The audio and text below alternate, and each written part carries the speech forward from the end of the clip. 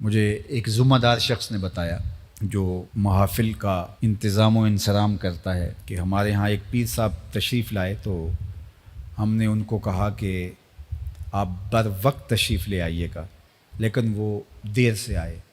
تو ہم نے ان کو بڑا زور دیا کہ محراب کے پچھلے جانب سے جو عقبی دروازہ ہے اس سے آپ اندر تشریف لے آئیے تاکہ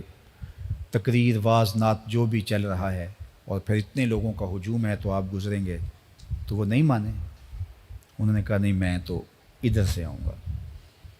اور پھر وہ جو ہے وہ دروازے سے مین دروازے سے داخل ہوئے اور پھر لوگ کھڑے ہو گئے اور پھر نعرے اور لوگ ایک دوسرے کے اوپر گر رہے ہیں اور بوڑھے آدمی نیچے آ رہے ہیں اور وہ آہستہ آہستہ چلتے ہیں۔ انہوں نے مجھے بتایا کہ وہ ہولے ہولے چل رہے تھے، ہوتا نا کہ گنجائش مل گئی ہے اور لوگ ایک دوسرے کے اوپر گر رہے ہیں، کوئی بوڑھا آدمی ہے زخمی ہو جائے گا، اس کا تقدس مجروح ہوگا، لیکن وہ ہولے ہولے چل رہے تھے، وہ اس پروٹوکول کا لطف لے رہے تھے، اس پروٹوکول کا نشہ اٹھا رہے تھے۔ مجھے بتاؤ بوڑھوں کے اوپر لوگ گر رہے ہیں اور اس پروٹوکول کا بھی جو لطف اٹھا رہا ہے، پھر ایسے پیر اور یہ وزیر مشیر اور حکمرانوں کا کیا فرق رہا؟ تو یہ ان چیزوں کا بہت خیال کرنا چاہیے۔ بزرگوں سے ملنا، علماء سے ملنا، نعت خوانوں سے ملنا، قاریوں سے ملنا اچھی بات ہے، لیکن اگر آپ کسی کو دھکا دے کے ملتے ہیں، وہ تو حجر اسود کو چومنے سے بھی روک دیا گیا اگر کسی کو دھکا دینا پڑے۔ حجر اسود کون ہے؟ یمین اللہ، اللہ کا دست راست ہے، اللہ کا دایاں ہاتھ۔ جو حجر اسود کو چومتا ہے وہ رب سے مصافحہ کرتا ہے، کتنی بڑی بات ہے۔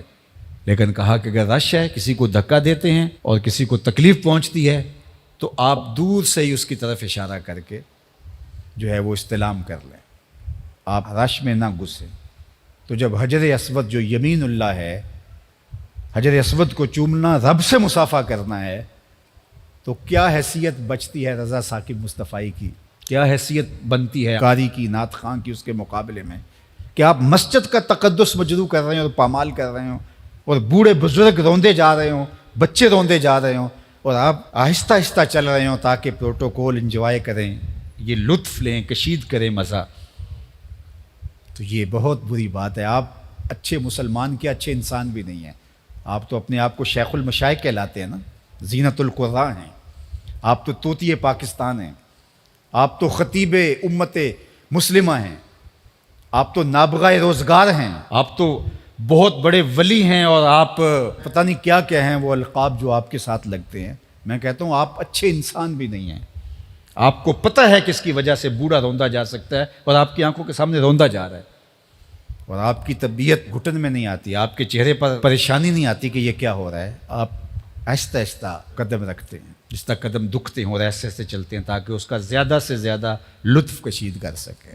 تو صاحب آپ کو گمان ہے، آپ کے مرید کہتے ہیں کہ آپ شیخ المشائخ ہیں اور غوث اثر ہیں، زمانے کے مقتدا ہیں، اس زمانے کے سب سے بڑے آپ ہیں، لیکن یہ آپ کے مرید کہتے ہیں، آپ کہتے ہیں، لیکن میں کہتا ہوں آپ اچھے انسان بھی نہیں ہیں۔ تو اس لیے ان چیزوں کا بہت لحاظ رکھنا ہے، یہ ہمارے دین کی اقدار ہیں اور ان کو ہمیں سمجھنے کی کوشش کرنی ہوگی۔ جو ہماری محافل کا سٹائل بن گیا ہے اور جو صورتحال بن گئی ہے، یہ خانہ زاد چیزیں ہیں، شریعت ان کی اجازت نہیں دیتی۔